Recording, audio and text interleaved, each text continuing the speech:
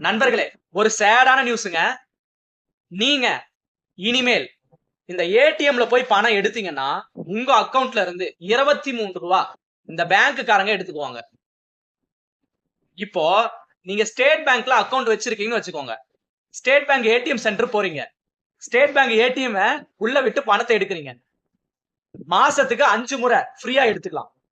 6வது முறை போனீங்கன்னா உங்க அக்கவுண்ட்ல இருந்து ரூ. 23 எடுத்துக்குவாங்க. இதுக்கு முன்னாடி 5 முறைக்கு மேல பணம் எடுத்தோம்னா ரூ. 21 கொடுத்துட்டு இருந்தோமா பேங்க்காரங்களுக்கு.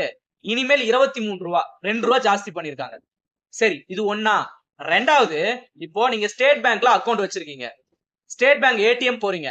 ஆனா கனரா பேங்கோட ஏடிஎம் உள்ள விட்டு எடுத்தீங்கன்னா மாசத்துக்கு 3 முறை ஃப்ரீயா எடுத்துக்கலாம் அமௌண்ட். இது வந்து சிட்டிக்கு.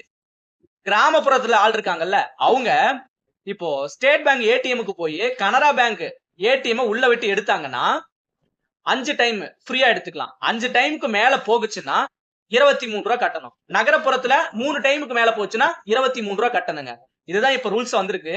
இது வந்து மே 1ஆம் தேதியில இருந்து இத வந்து அறிவிக்க போறாங்க. அத வந்து கட்டாயமா கொண்டு வர போறாங்க. சரிங்களா?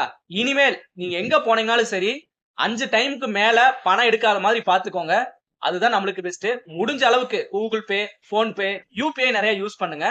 அதுதான் நம்மளுக்கு பெஸ்ட். ஏன்னா இப்போ நம்ம இந்த போன் ரீசார்ஜ் பண்றதும் நம்ம கூகுள் பேல தான் பண்றோம்.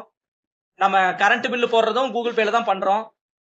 அப்புறம் என்ன ஒரு வீட்டு வரி ரசீது கூட இப்ப நிறைய கூகுள் பேல தான் வந்திருக்கு. அதனால மேக்சிமம் முடிஞ்ச அளவுக்கு யூபிஐ யூஸ் பண்ணுங்க.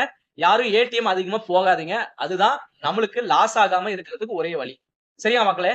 இந்த வீடியோ உங்களுக்கு பிடிச்சிருந்தா மறக்காம லைக் பண்ணுங்க, கமெண்ட் பண்ணுங்க, சப்ஸ்கிரைப் பண்ணிக்கோங்க, ஷேர் பண்ணிக்கோங்க. அடுத்த ஒரு வீடியோல நான் உங்களை மீட் பண்றேன். ஏதாவது உங்களுக்கு டிப்ஸ் வேணும்னா கமெண்ட் பாக்ஸ்ல போடுங்க. அத பத்தி நான் அடுத்த வீடியோல நான் உங்களுக்கு போடுறேன்.